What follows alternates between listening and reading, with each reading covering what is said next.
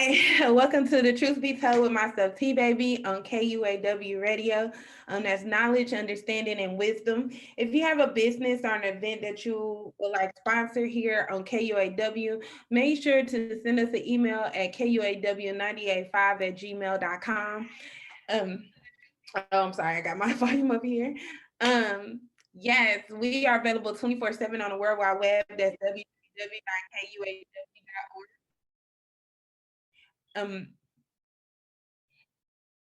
And we're available 24/7 on all social media outlets. So Twitter, YouTube, Instagram, KUAW across the board. Make sure you like and subscribe to our YouTube channel. And if you're watching me live on Facebook, hey, and if you're listening to me over there and you would like to watch me live on Facebook, make sure to hop over to our Facebook page, KUAW, and just make sure to like and share with all your family and friends so that they may enjoy the great content that we have here on KUAW Radio. Okay. Hi guys. I know it's been a while since I've actually been live, it seems. I'm just adjusting it.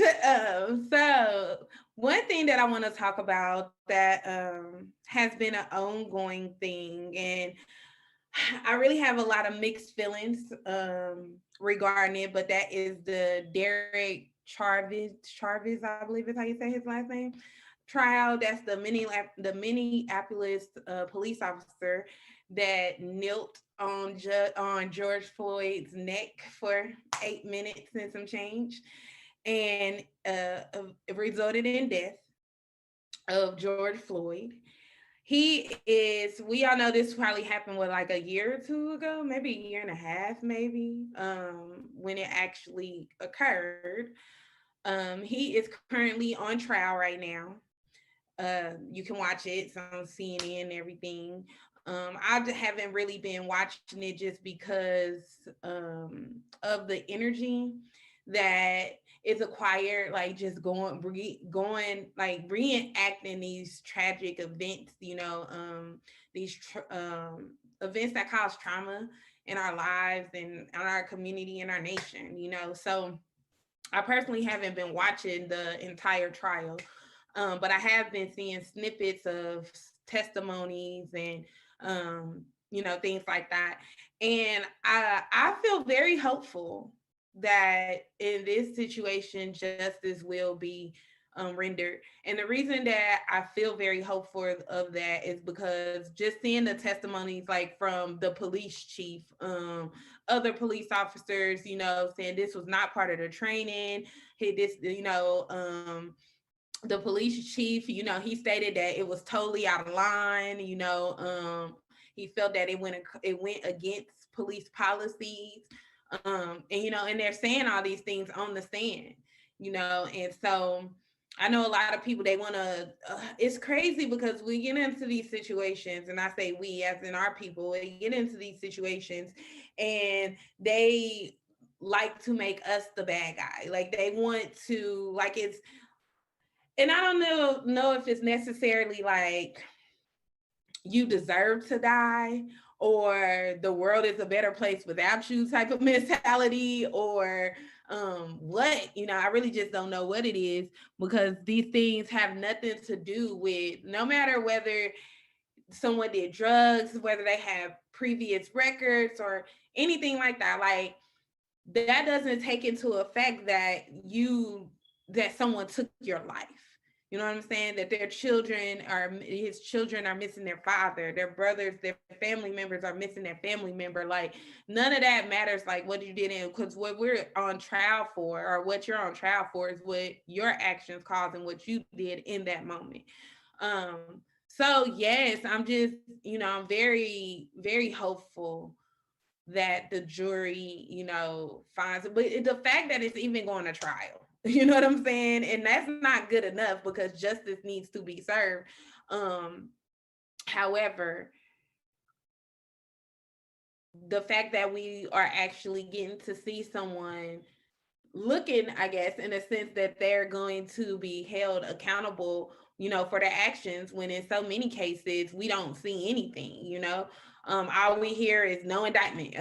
You know what I'm saying? There's no trials. We don't know. No one gets to, say what they saw or how they felt or how it affected them for people to even be able to, relate.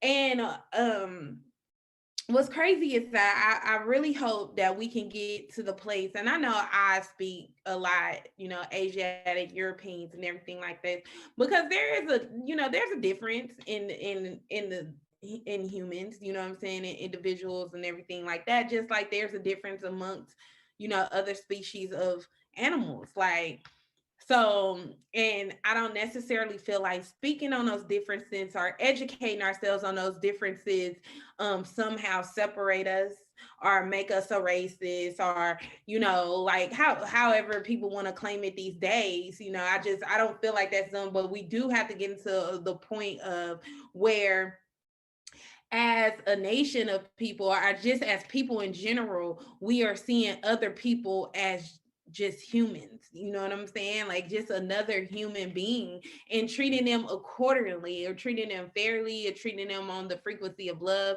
you know what I'm saying? Just being just in our actions. And really, really taking accountability for the choices that we choose to make in moments. You know, I feel like there's a lot of things that we do. Well, I'll get to that. I'll get to that later. I definitely will get to that in a little bit. But I want to talk about so with that, yes, I'm excited about that.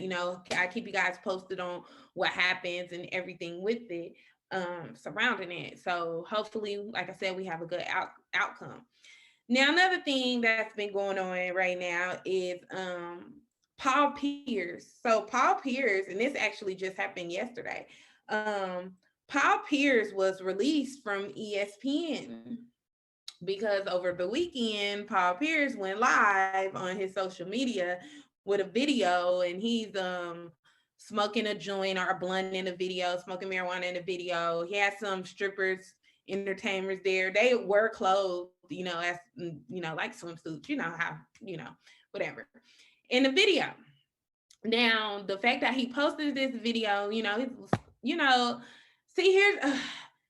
here's the thing. I don't feel like your job should have the ability to discipline you, or, in this case, fire you for something that you are doing on your personal time. Like, he wasn't doing anything illegal, you know what I'm saying? And he lives in California. Weed is legal in California, recreational use. The girls and things, the women and things they weren't there against their will, you know what I'm saying? So it's like, how can you judge someone about what they do on their personal time, and then now they lose their job behind it, And I don't think that's fair. I think that these jobs get too entangled into the lives of their employees, as far as trying to, like, is in a sense like it's trying to control, like it's trying to control their what they can and cannot do on a level that shouldn't be controlled. And it's just heartbreaking for people to think that they actually have that much power. Well, they do. They act kind of like holding your livelihood in their hands, just by how you choose, what you choose to do on the weekend.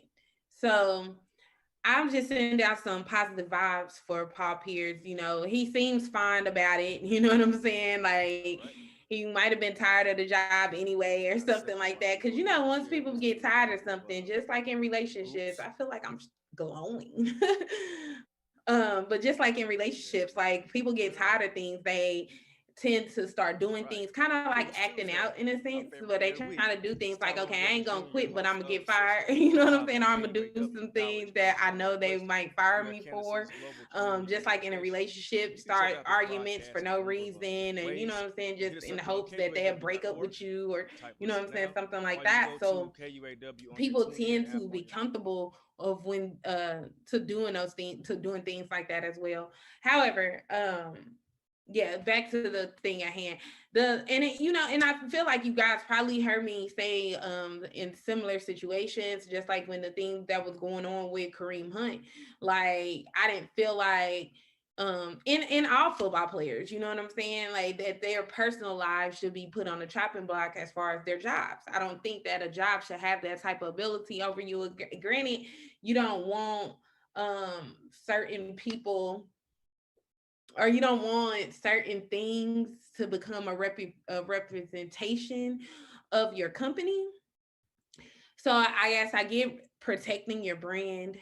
Um, so yeah, I mean, I guess it's like it's such an indifference, like you know what I'm saying. It's there's such an imbalance because you don't want to have a, you want to be free to live your life the way you want to live. That's why social media, we got to be we have to actually really think about what we do, like the things that we put on social media, the things that we say on social media. Like, yes, we all have the right freedom of speech, the things to be able to do the things and things that we want to do. But when you are working for certain companies, or when you are in certain perception in certain professions, you do have to kind of monitor how you put yourself out there. Like, as far as like, even as a teacher, like, you don't want your children's parents, coming across your Facebook page or, your Snapchat page. Cause that actually happened to me when I was a preschool teacher, before. It's like, that actually happened to me. Like, a parent had seen me on one of my cousin's Snapchat, just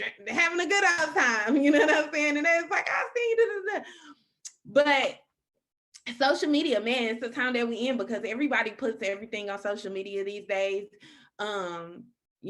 Me personally, I feel like it takes away from living in the moment, because we be so concerned about recording what it is that we're doing. But then at the same time, you love to be able to look back and have this type of memories. You love to be able to, like, I love Facebook memories, like just to see things, pick up or whatever, and or what I was doing, years ago or something like that.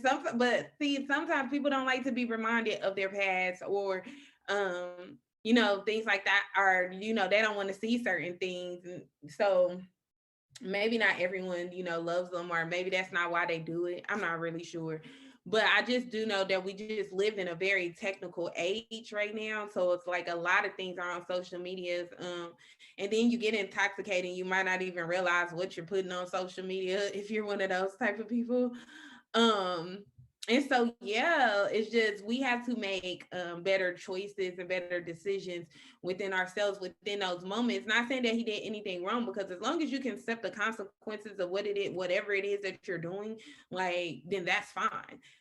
Personally, I definitely feel like that, because I definitely am a type of person, as long as I'm not going to it, to me it's like lying, right? Because lying is one of those things that I feel like is a choice. In the moment, you have the choice to tell the truth or to tell a lie. And when you're, most of the time, people lie out of fear. They either fear the consequences of their actions, or fear how what they You say ready or to what home they of the do is all going new to make Jamal Bake how it's going to Show? And make I'm someone Jamal else Bakes, and feel, thank you so or very much. it's basically out of fear. And so, and I learned this at a real young age. Like, my dad used to tell me, don't do nothing that you can't tell nobody about, or that you're not going to want to tell nobody about, if they come asking. So the fact that you would want to lie on it, like, you have to be able to stand on what it is that you do and what you say. So at the end of the day, if you're fine with, undergoing the consequences of what it is, the content that you put out, then that's fine. Then do whatever you want to do. You know what I'm saying? I don't think Paul Pierce is really hurting for money. Like, you know what I'm saying? I don't know how bad losing the job at ESPN is really gonna affect him. However, for some people that may not be in that situation, that's just like in normal, professions and things like that, like, we get held to the same standard. Like, people judge you off of what they see on your social media, what you're doing. A lot of people, I say all the time, a lot of people gonna understand that social media is entertainment. And it should be looked at and viewed as such. Now the live's a little bit different when you got strippers and there, all that kind of stuff, all around you. You can't really be like, no, you were really doing this, and then you put it out for the world to see. So again, I don't really agree with jobs just being all in your, like basically in your business, to where they can, affect your livelihood from how you live your life or how you choose to entertain yourself. At the same time, we being in such a technical age and being in such a social media frenzy, stage of life, that's just what the world is in right now. So it's like you do have to be more, um what's the word I'm looking for? Just be more aware, more conscious, I guess, be more aware of what it is that you're actually putting out for the world to see, knowing that you could have repercussions from the things that you are putting out there. But again, if you're fine with the repercussions, do what it is that you do. You know what I'm saying? But if losing your job will hurt you, you might want to think about what you're doing. You might want to think a little bit before you act. But and then again, like I said, live in the moment. We get so caught up. I remember seeing these memes, and there was this guy was talking about, like, his girlfriend's like, I can't even eat my food because she want to take a picture and want a video and all this other kind of stuff. Like, live in the moment. Everything is not meant to be captured. Like, our minds can hold more memories than any of these things. Like, than any of these phones or devices, or things that we may have. And so we do have to definitely learn how to just like enjoy the moment. And I think I had did this quote on here, and I think I told you guys it was a Buddha quote, but it's really not. It was Lorenzo Lasso Tai, Tau, something like that, Tai too, but it's something like that. But when he was just thinking about, if you're living in the past, then you're depressed. You know what I'm saying? If you're living in the future, then you're anxious. But if you're at peace, then you're most likely living in the present moment. You know what I'm saying? So we can't do anything about the things that happened yesterday. We can't really we do have control over the things that's going to happen tomorrow, but it's all based off what we do in the present moment today. It's going to affect tomorrow, but there's no need to be anxious about it if you're comfortable in the things that you're doing today. So, and just being present and being in the present moment of what it is that you're, you're living in today. And so it brings me into this conversation. I was having a discussion on Facebook about creative faith.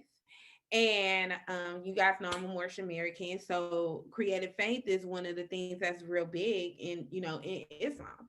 And so when it talks about creative faith, what people ask, well, what is creative faith?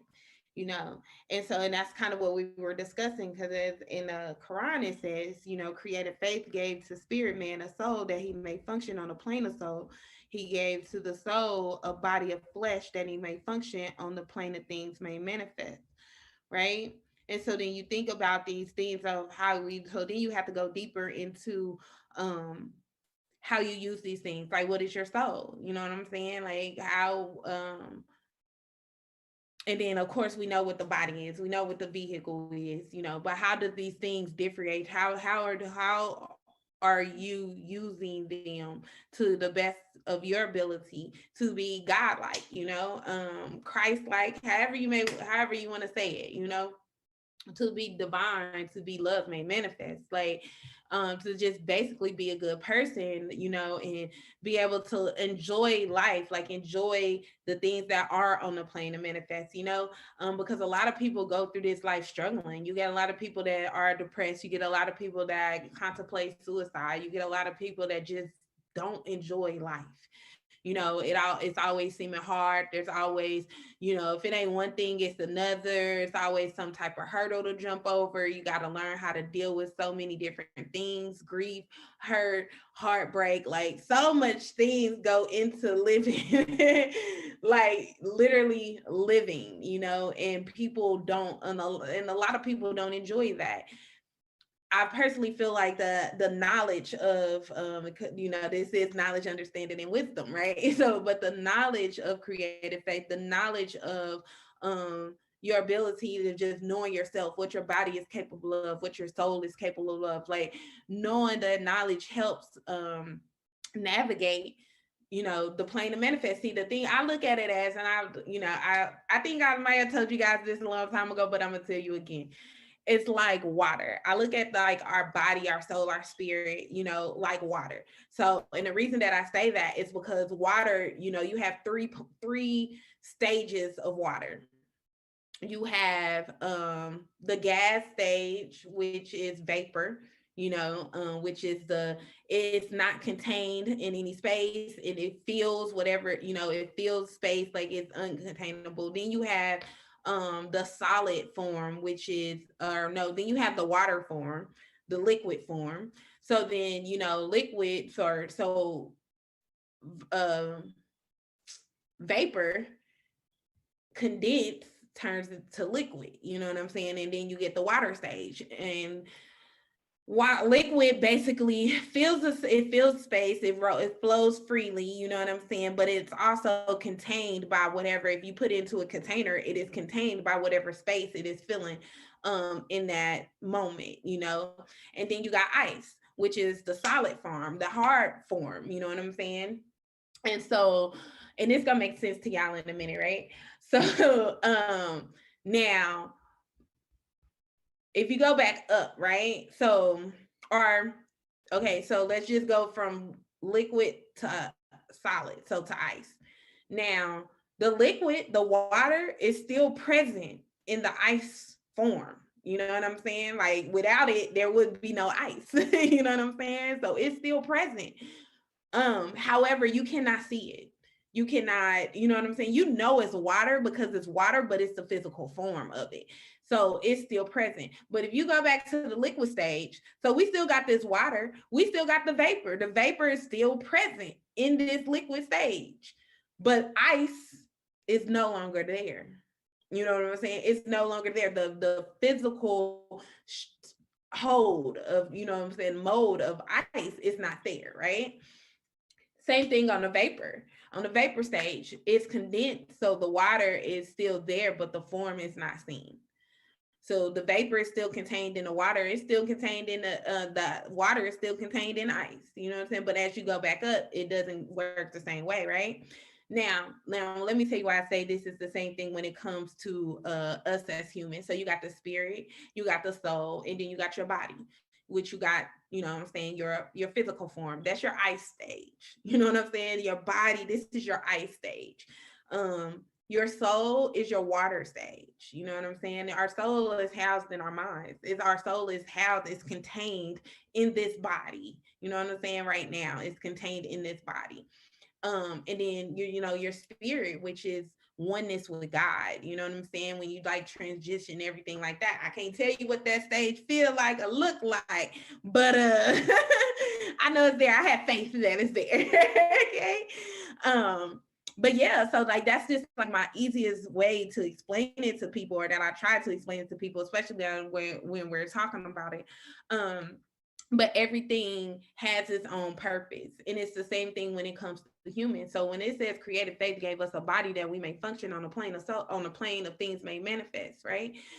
Your soul couldn't just be ramming in the things of playing manifest. You're not going to be able to type on a computer. You're not going to be able to answer phone. You're not going to be able to, you know, eat, taste, smell, all these things that you do, senses to your body. You know what I'm saying? Eat, taste, smell, hear, all these, see, you know what I'm saying? All those type of things like that or whatever. You couldn't do that. And the soul couldn't do it without the body. You know what I'm saying? Because that is the plane of manifest, the things that we can physically see, touch, make, you know, eat, drink, like that is the plane of manifest. You know what I'm saying? This earth is the plane of manifest, things that we can physically knock on, this desk, this computer, like this camera, like, you know what I'm saying? It's all part of the things may manifest, all part of the plane of manifest. But then you also have a soul plane. The soul plane is a little bit more tricky because people don't really teach you about the soul plane.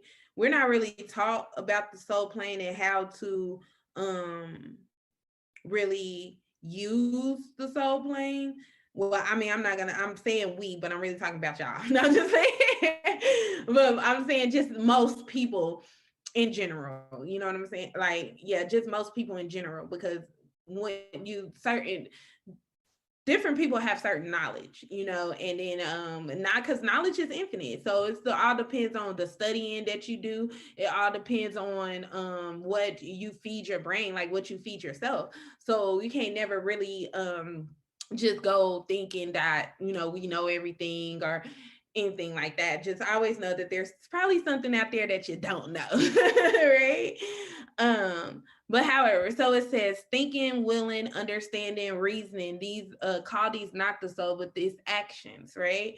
So it's the actions of the soul. When we think about the mind, I said the mind houses the soul, and this is very relevant, and this is very real, because just think about a person that's brain dead. Their body is still here. You know what I'm saying? Their soul is not in there. There's no thinking. There's no understanding. There's no reasoning. There's no, you know what I'm saying? There's nothing. They're all they are is in a vegetative state. Their body is still there, but the soul has been left, right? Because it's housed in the mind, and it's where we control our thoughts. And so when I think about creative faith, I think about the power of choice. Everything that we go through in our life has to do with a choice that we have made, whether you want to accept that or take accountability for that. But it is, you know what I'm saying, the things that and now granted, things happen around us, you know what I'm saying, that affect us, but we all have the choice of how we react or how we respond to it. So like I said, it's every moment is a choice. So if you really think about, I read the spiritual 7 spiritual laws of success, right? If you guys haven't seen it, I was about to say I probably could try to show you because it's right here, but it talks about how many choices do you think you make a day? How often are you aware of the choices that you're making? You know what I'm saying? Like how aware of you thinking of, this is a choice? Or are you just on autopilot? Because a lot of people move off of autopilot. And it's kind of, sometimes it's very hindering.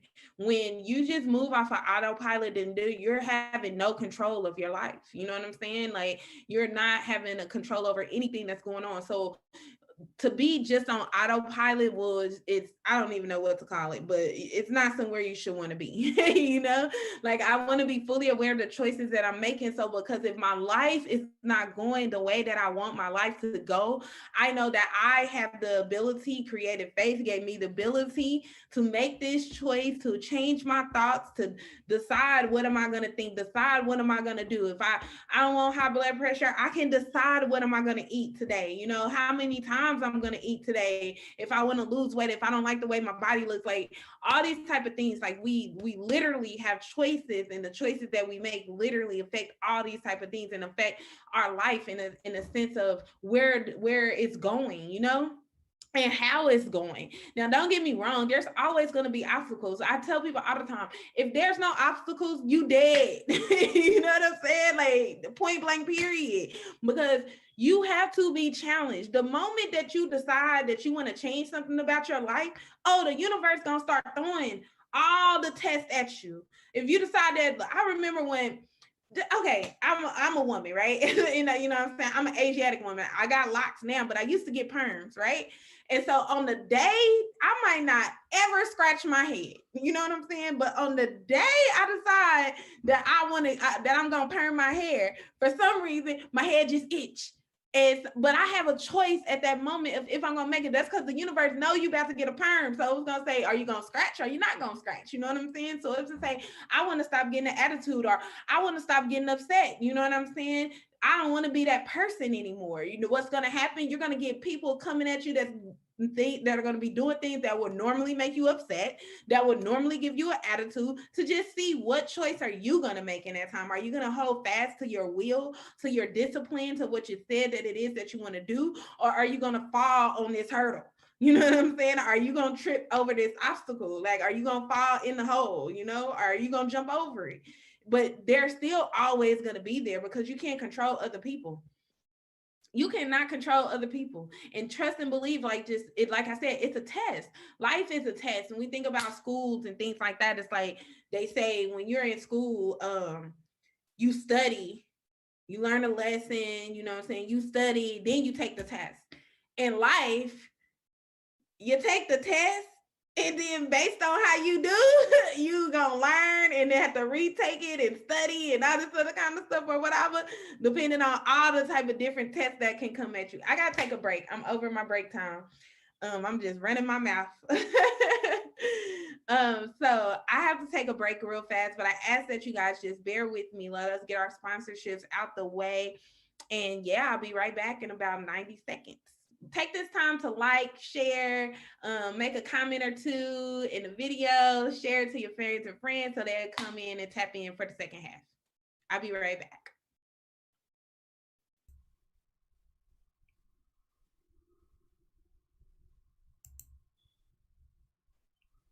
Mr. Walker? Oh. Wait a minute. Let me set this thing up.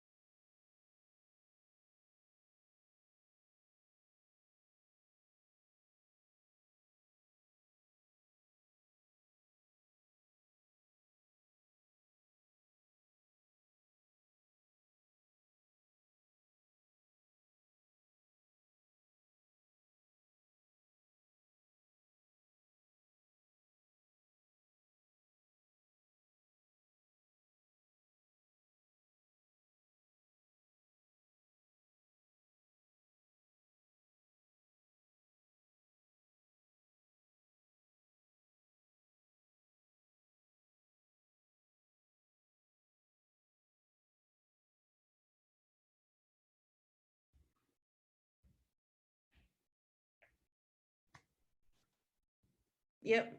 Everybody saying they can't. Okay, can y'all hear me now? Let's see. Okay, so let's just start that all the way over. uh, Sorry that you guys couldn't hear me. Are you sure I'm there now? Because I don't see no titles. Everybody, okay. Maybe it's just behind. Sorry, y'all. Y'all gotta let us get this together. Y'all know, it's just a little technicalities. All right, so let's start this all the way over. Appreciate you guys.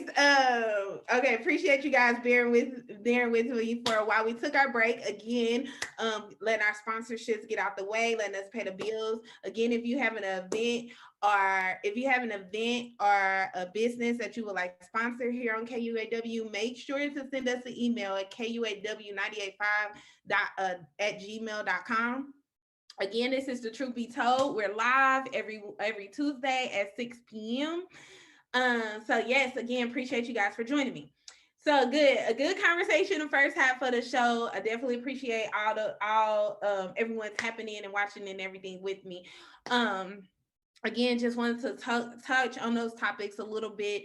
Normally, I normally do like kind of like a relationship type themed around something in my second half, but I'm not gonna do that today because I've seen something that's been heavy on my mind ever since I seen it. Thank you, Mr. Walker, for letting me know. And sis, I see you. Hey, sis. But thank you. So, okay, interracial adoption and fostering. The reason I want to talk about this is because like you have a lot of celebrities that have interracial adoptions, and they you see a lot of things like their sons being dressed in like dresses and all kind of stuff like that. That's mainly really what you see. It's like kind of like demasculation of like our young boys in a sense, especially when it comes to like, those people. And then with girls, their hair. Like, to me, that's the main thing is their hair. Like, it's crazy. And then, so yeah, but the reason that I wanted to talk about this is because I was overhearing a conversation, and because I know this girl, I have a coworker, and she recently was, we was all excited, she was going through her classes and everything to become a foster parent, and she was really excited about this and everything like that. Well, she finally got placed, with children and everything. She got placed with 3 Asiatic children, all under the age of 3, like 2, 1, and months, right? So, but I was just overhearing her talking, and she was frustrated, saying how bad and out of control they were, and how she has never experienced anything like that, when it came to children. And yeah, it was intense. Like it was really intense. Like me personally, I felt like we needed to have a conversation so I can help her understand her children more, or be like better parenting to her children, because I do feel like it's a difference. And you guys let me know what you think in the comments. Do you feel like it should be a difference? I know like earlier I was saying that we're humans and we have to see each other as humans and treat each other as humans and things like that. But however, there are significant differences, you know what I'm saying, between us. There are significant differences. They talk about, even when you think about discipline, they talk about how Europeans go more of a timeout rate. They kind of let their children talk to them any kind of way. Like, y'all didn't see the videos. I know I ain't the only one. Like, you know what I'm saying? Kind of throw fits. Like, sometimes it seems like they really have no discipline. but and then I'm just imagining like someone that is like frustrated. Now, see, here's the crazy thing, and this is where people be saying I sound racist. So I'm sorry if y'all say that. But here's the one thing I can say. This is one thing I can say. We can handle their children. I'm gonna let you know that right now. I don't feel like it would be a problem, like, you know what I'm saying, with us on the, but when it's vice versa, I feel like there's a struggle. You know what I'm saying? Like there's just a struggle. There's a struggle in communication, there's a struggle in discipline, there's a struggle in grooming. Um right. And that's another thing. It's like even dealing with the mental capacity, you know what I'm saying, just how we process things, how we understand things, how we get through things, you know. It's just it's a lot, you know what I'm saying. And I just feel like um I feel like there are some differences, you know. But it's hard, you know, it's hard. And it's you even think about, and see, I'm not even so much more so even with like homosexual, you know, a lot of people say that homosexuals shouldn't adopt children, right? And I'm not even in a sense of all the way like just against that, you know what I'm saying? Because I don't think that because someone has like gay parents or homosexual parents that they're going to be a homosexual. Like, I feel like they just have a broader spectrum of what, you know, life and love is, you know. I don't necessarily feel like that it's going to make them that way. I don't feel like that they will harm children, because if you have a love for children, you have a love for children, you know. So I don't necessarily feel any kind of danger or nothing like when it comes to that. You know, that's one thing that you hear a lot. I do feel like it should be resources. There should be a lot of resources for interracial like adoption and fostering, just to help like cope with, because see, to me it was like the things that she was describing to me just sound like normal children. You know what I'm saying? Like it sound like normal children, right? I mean, and I was a preschool teacher, so I've been around, you know, multiple races of children, and, you know, certain ages, you know. Um, but just those things that she was saying, like I was just yelling, like just how she was describing talking to him and trying to resolve her issues that she was having with them, and just I could just hear the frustration in her voice. Like when she, you know what I'm saying? Like I could just hear the frustration. It was to the point of she's like, I just didn't know what to do. Like I wanted to tear my hair out. Like, you know what I'm saying? I just didn't know what to do. And that's why I feel like there should be, you know, resources for these type of things to make sure that the child is still developing in a way that's going to be beneficial to who they are. And I don't think that, it's crazy to say this, but I mean, we see it all the time, you know what I'm saying? Even as adults, even in workplaces, I don't really feel like the understanding of who we are and, you know, Europeans is very like understood in a sense. And I hope I'm choosing my words right. Like I hope I'm saying the right words to trying to get across like what I'm saying, because I don't want to come off a certain type of way. Like I don't want to come off racist or anything like that. Because I definitely don't feel like that, you know, in my heart. Like to me, racism requires hate. And there's no hate, you know what I'm saying? But we have to be able to respect and talk about the differences. Um, when you are raising children, you can't be lazy. You have to have energy, plenty of energy. Definitely, I feel like plenty of energy and plenty of patience. I definitely, and I feel like you gotta have, like, with patience comes also just like understanding. Um, and like, because I feel like if a child is acting out, you know, you should be able to talk. If you feel like they're acting out, most of the time children act out because of like attention. They feel like they're lacking attention in some area, or, you know what I'm saying, something like that. But other than that, but see, you do have real issues like autism. You have real issues like ADHD, which are showing up more, showing up more in our children, which I feel is because of vaccinations. But that's for another show. You know what I'm saying? Like that's another show. We're not going to talk about that. But there are a lot of things. And then you think about, like I said, they're in foster care. So you don't know if their parents had a drug addiction or anything like that when they were born, or, you know what I'm saying, those type of things take into consideration of behavior and how they process things. And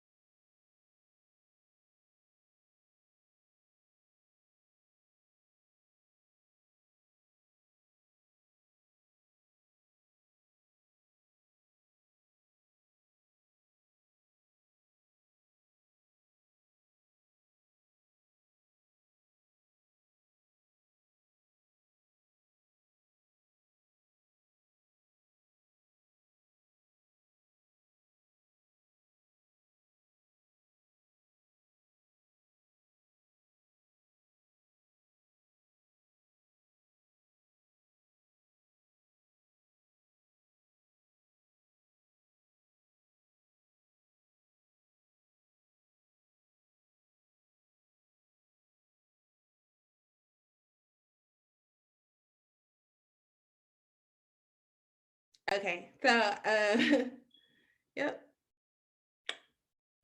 Sorry. Okay. Goodness gracious. I'm sorry, guys. Sorry. We had a crash, then the sound went off again and everything like that. So we getting it together. So I apologize. But again, I don't, like I was saying that I feel like it will be more that if I was saying, like, with these children, that if they had someone of their own nationality, in a sense, in my mind. Oh, well, this is what I was saying. This is the disclaimer. I know this is the truth be told, but this whole segment, I'm just letting y'all know, has been my opinion. This is just something that I was thinking about, and you know how I feel. I don't think there's any statistics on it, because at the end of the day, if a child is in foster care or needed for adoption, whoever is willing and capable of doing it and helping that child have a steady home, I'm all for it. You know what I'm saying? I'm just saying that there should be resources, because there are differences, and and we should be aware of these differences and recognize these differences and provide resources to be able to help people move through these. I feel like if they had someone that was more relatable to what it is that they were going through, how they were feeling, like, understand, things like that, then it would be easier to guide them into the way of where it is not trauma, where it's not childhood trauma, like locked in childhood trauma. You know what I'm saying? I think they will be able to help them cope with what it is that they're going through, or being more patient with them. You know what I'm saying? Because I feel like words are powerful too. I don't even like for people to call children bad. It's like, you know what I'm saying, to their face. Like, I don't feel like those are the type of things that you should say, you know what I'm saying, to your children. I feel like you should speak in empowering words and positive affirmations, you know what I'm saying, to your children. And so I just felt, and like I said, I don't know, because I don't know how to say it without sounding like, I'm not saying like this just shouldn't happen. I'm just saying I feel like it would just be a better situation if it was kind of like that. I know everything is not neat and dry, cut and dry. You know what I'm saying? Like how it is, or anything like that. Like, so it's always exceptions. You got people that learn, everyone is probably capable of learning how to handle certain situations, or being a little bit more patient, but when someone is clearly frustrated, like to the point where she made the comment of, I started to call the people and ask them if I could send them back. You know what I'm saying? Like, it's sad. You know what I'm saying? It gets real sad, because do we have enough of our people that's even trying to get into the fostering system, or even trying to adopt children? You know what I'm saying? Are we too busy having them, putting them in a system? You know what I'm saying? That's a whole nother conversation. It's like, is it even enough of us going around that can help, like, the load, the supply and demand of, before you can even say anything like that? So maybe just like a resource center or some type of resources would be like just better than obviously just saying like no interracial fostering, or what I'm saying, or adoption, or anything like that. But I definitely do think it causes some childhood traumas that you are eventually gonna have to heal from. Probably like a lot of some acceptance, maybe some self-doubt, like some self-endearing that you would have to put more into. Yeah, I mean, I definitely feel like it's some abandonment. Like, if you're not properly nurtured through the things that you're going through, then you grow up into an adult that has all these childhood traumas that you have to deal with and that you have to try to heal, so I definitely just send a prayer for anyone that's doing it. Again, if I praise anyone that's willing to take a child into your home and raise them, and whether that's adoption or whether that's fostering. I just feel like it takes a strong individual to do things like that, a very loving individual to do things like that. Yeah, I just wanted to talk about that. I know it's about time for me to get out of here. But yeah, so I just wanted to talk about that, because it was on my mind, and I kind of wanted to see how you guys, felt about it, and how you thought about it. So leave a comment on this video, or if you go back and rewatch it, leave a comment. If you watch it on YouTube, just leave a comment. I go back and read it because I just really like to know how people really think and how their mind goes. But that is my time. I'm gonna leave you guys with the Holy Covenant Asiatic Nation. Ye are the children of one father, provided for by his care, and the breast of one mother has given you suck. Let the bonds of affection, therefore, unite thee with thy brothers, that peace and happiness may dwell in our Father's house. And when you separate in the world, remember the relation that bindeth you to love and unity, and prefer not a stranger before thy own blood. If thy brothers in adversity, assist him. If thy sisters in trouble, forsake her not. So shall the fortunes of thy Father contribute to the support of his whole race, and his care be continued to you all in your love to each other. Peace.